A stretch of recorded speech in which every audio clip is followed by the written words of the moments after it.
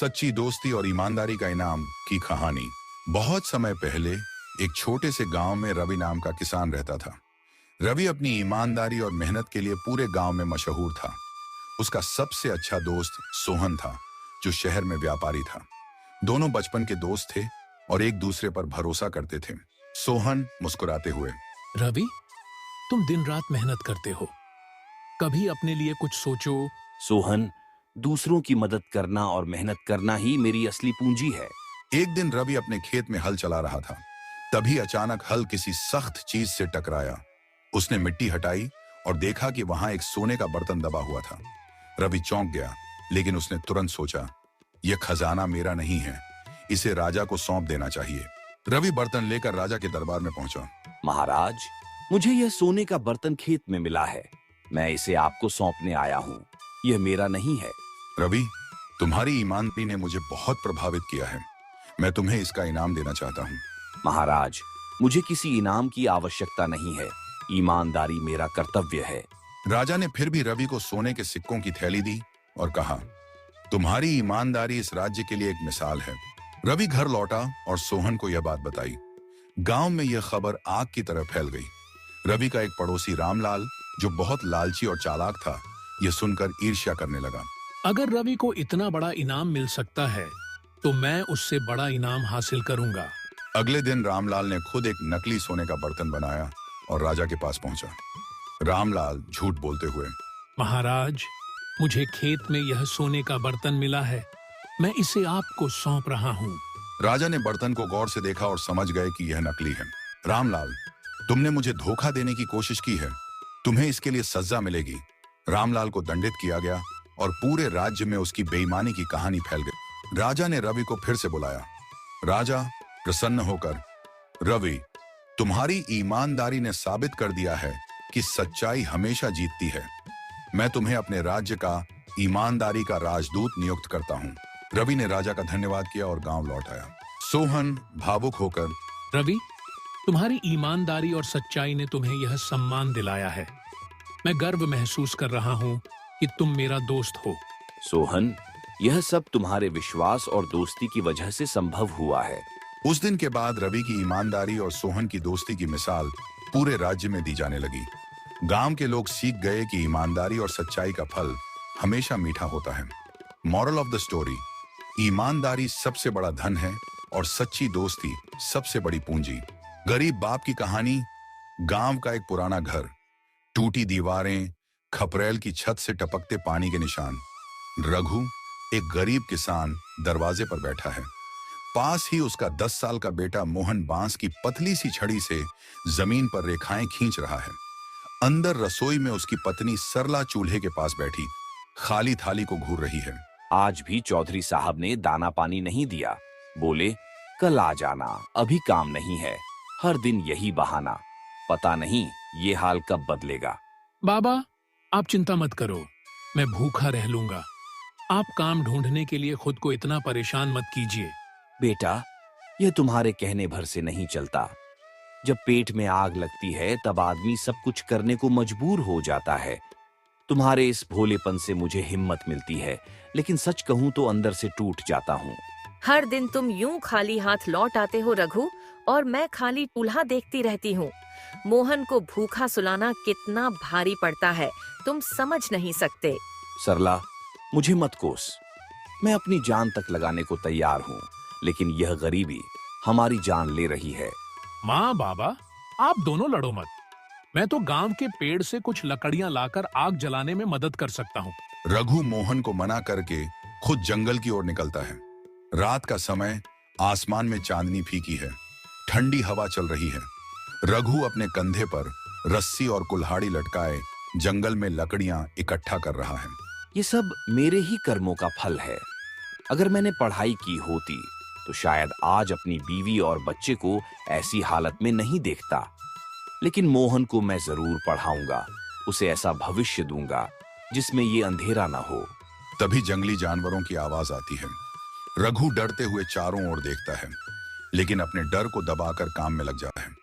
कुछ ही देर में लकड़ियों का गट्ठर बांधकर वह घर लौटता है। रघु थके हुए कदमों से घर पहुंचता है। सरला चूल्हा जलाकर रोटियां बना रही है। मोहन पास ही बैठा अपनी किताबें देख रहा है। आ गए। इतने देर क्यों लगा दी? पता है यहाँ मोहन तुम्हारे इंतजार में सोया भी नहीं। अगर देर हो भी गई तो क्या, घर में चूल्हा तो जल गया। अब तुम खाना बनाओ। बाबा, आप सच में बहुत मेहनत करते हो, लेकिन एक दिन मैं आपको ऐसी जिंदगी दूंगा जहां आपको यह सब करने की जरूरत नहीं पड़ेगी। हाँ बेटा, यही सुनने के लिए मैं जी रहा हूँ। लेकिन याद रखना, ये रास्ता आसान नहीं होगा। पढ़ाई और मेहनत से ही सपने पूरे होते हैं। चलो खाना खा लो। तुम्हारे इस संघर्ष में मेरी भी दुआएं हैं, मोहन के साथ साथ तुम्हारे लिए भी। अगली सुबह रघु खेतों की ओर निकलता है। मोहन स्कूल जाने के लिए तैयार हो रहा है। सरला उसे टिफिन में रोटी रखकर देती है। माँ, मास्टर जी ने कहा था कि जो बच्चे मेहनत करेंगे वो एक दिन बड़ा आदमी बनेंगे। मैं खूब मेहनत करूंगा। बेटा, तुम्हारी यही बातें हमें जीने की ताकत देती हैं। जाओ, अपनी पढ़ाई पर ध्यान दो। तुम्हारे बाबा और मैं तुम्हारे साथ हमेशा खड़े हैं। मोहन स्कूल के लिए निकल जाता है। सरला और रघु उसे जाते हुए गर्व भरी नजरों से देखते हैं। रघु खेत में काम कर रहा है। उसके चेहरे पर थकान है, लेकिन आंखों में सपने चमक रहे हैं। रघु आसमान की ओर देखते हुए, हे भगवान, मुझे ताकत दे। मैं अपने बेटे को इस गरीबी से निकालकर एक नई दुनिया देना चाहता हूँ। यह लड़ाई लंबी है, लेकिन मैं हार नहीं मानूंगा। पृष्ठभूमि में सरला और मोहन का मुस्कुराता हुआ चेहरा दिखता है। उनकी छोटी छोटी खुशियां इस परिवार के संघर्षों को सहने की ताकत देती हैं। ये कहानी थी एक गरीब किसान परिवार की है, जो संघर्षों के बावजूद उम्मीद और मेहनत से भरा हुआ है। ये दिखाती है कि गरीबी जीवन में कितनी बड़ी रुकावट हो सकती है, लेकिन सच्चे हौसले और प्यार से हर मुश्किल को पार किया जा सकता है। रामू का घर कच्चा और छोटा है, लकड़ी और तिनके से बना हुआ। कमरे में एक छोटी सी चारपाई पर रामू बैठा है। उसकी माँ लक्ष्मी पास में बैठी है। रामू सोचते हुए, माँ, ये क्या होगा हमारा? यहाँ पर सिर्फ दुख ही दुख है। शिवम की तरह मैं भी खुश रहना चाहता हूँ, लेकिन हम गरीब हैं। क्या हमारी किस्मत कभी बदलेगी? बिल्कुल बेटा, तुम चिंता मत करो। किस्मत अपने आप बदल जाती है, बस हमें मेहनत करनी होती है। और एक दिन ऐसा आएगा जब हम भी खुश रहेंगे। पर माँ, मुझे लगता है कि हम गरीबों की किस्मत कभी नहीं बदल सकती। गांव का चौक। रामू अपने दोस्त शिवम से मिलने चौक पर आता है। शिवम एक अच्छे घर का लड़का है और हंसी खुशी चलता हुआ दिखता है। रामू, तुम कहाँ थे? क्यों इतने उदास लग रहे हो? क्या कहूँ शिवम, हमारी हालत कभी ठीक नहीं होगी।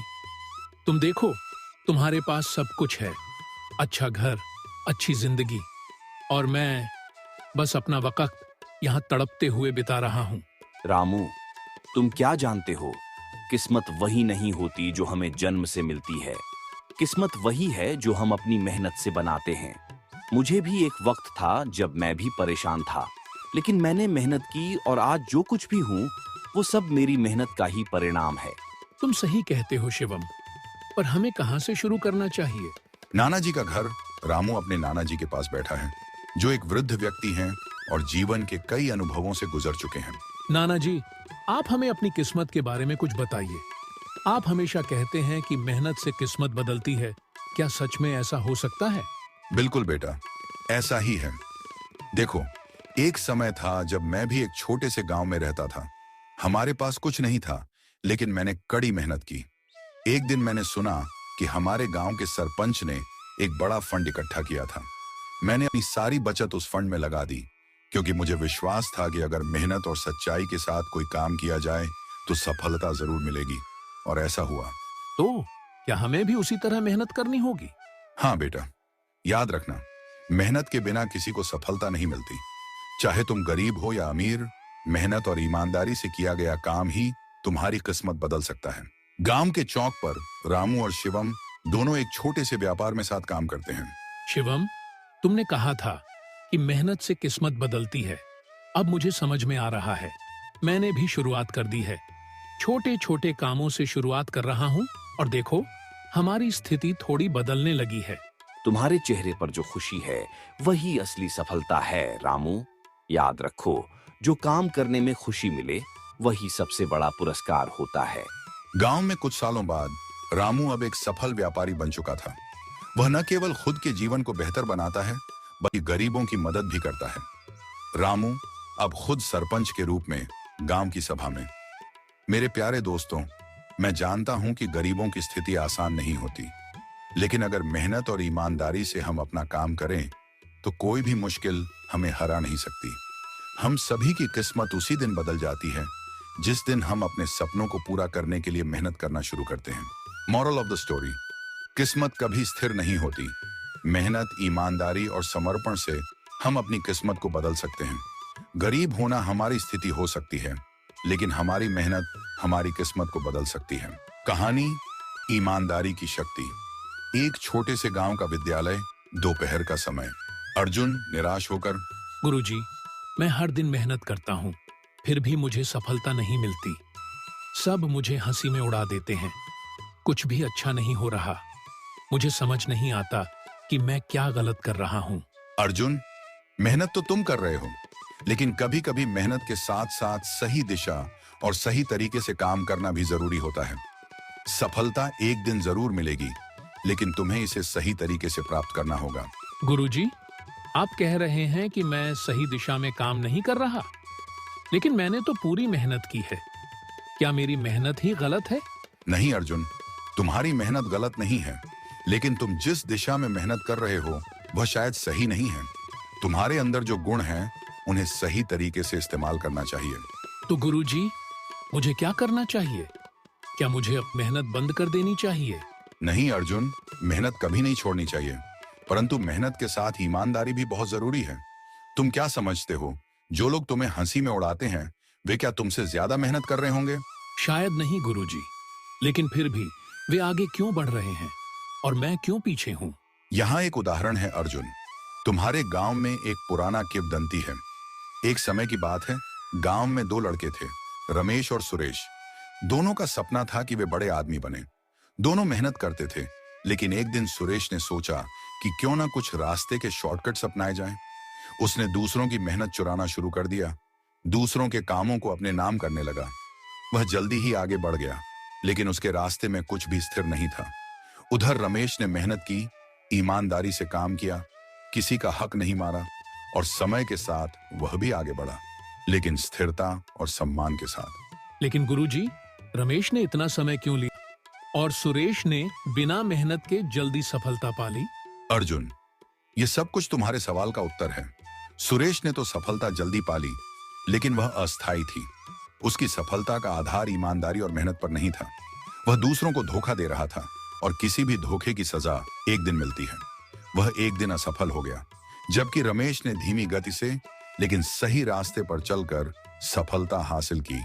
उसकी सफलता स्थायी थी और हर किसी ने उसे सम्मान दिया। गुरुजी, अब मुझे समझ में आ गया है। मैं अब अपनी मेहनत को सही दिशा में लगाऊंगा और किसी को धोखा देने की बजाय खुद ईमानदारी से काम करूंगा। यह सही निर्णय है अर्जुन। याद रखना, सही रास्ते पर चलने से चाहे थोड़ा समय लगे, लेकिन एक दिन तुम्हारी मेहनत रंग लाएगी। और सबसे महत्वपूर्ण बात, सफलता केवल उस रास्ते से ही नहीं मिलती जिस रास्ते पर सबसे कम मुश्किलें हों, बल्कि उस रास्ते से मिलती है जिस रास्ते पर कोई भी कठिनाई हो, लेकिन ईमानदारी के साथ उसे पार किया जाए। धन्यवाद गुरुजी। अब मैं समझ गया हूँ कि जीवन में असली सफलता का मतलब केवल पैसे या नाम नहीं, बल्कि ईमानदारी और मेहनत का फल है। मैं पूरी तरह से सही रास्ते पर चलने का प्रयास करूंगा। अर्जुन, मुझे गर्व है कि तुमने यह समझा। अब तुम्हारे रास्ते पर कोई भी रुकावट नहीं आएगी। याद रखना, ईमानदारी का रास्ता थोड़ा कठिन होता है, लेकिन वह हमेशा जीतता है। मोरल ऑफ द स्टोरी, ईमानदारी से की गई मेहनत और सही दिशा में की गई कोशिशें ही असली सफलता की कुंजी होती हैं। जीवन में सच्चाई और ईमानदारी का पालन करना चाहिए, क्योंकि यही सबसे बड़ा रास्ता है जो आपको जीवन में स्थायी सफलता दिलाएगा। यह कहानी हमें यह सिखाती है कि जीवन में शॉर्टकट्स और धोखा देने से कोई भी स्थायी सफलता नहीं मिलती। मेहनत और ईमानदारी से जो रास्ता अपनाया जाता है, वही असली सफलता की ओर ले जाता है। गरीब दोस्त की जन्मदिन कहानी। कहानी में एक गरीब लड़का जिसका नाम आरिफ है और उसका दोस्त जिसे हम अनिल कहते हैं, जन्मदिन के मौके पर एक सच्ची और दिल छूने वाली बात करता है। यार आरिफ, तुम्हारा जन्मदिन है, लेकिन तुम्हारे पास तो इतना कुछ नहीं है, फिर भी तुम हमेशा खुश रहते हो। ऐसा क्या राज है? यार, सच कहूं तो मेरे पास बहुत कुछ है, बस वो चीजें जो पैसों से नहीं खरीदी जा सकती। मुझे मेरी माँ की दुआएं, मेरे दोस्तों का प्यार और ये सादगी बहुत प्यारी लगती है। मेरे पास छोटा सा घर है, एक टूटी हुई छत है, लेकिन जहां तक बात है खुश रहने की, वो मेरे दिल में है। जन्मदिन मनाना जरूरी नहीं, जब दोस्त साथ हों तो क्या फर्क पड़ता है। तुम सच में बहुत समझदार हो।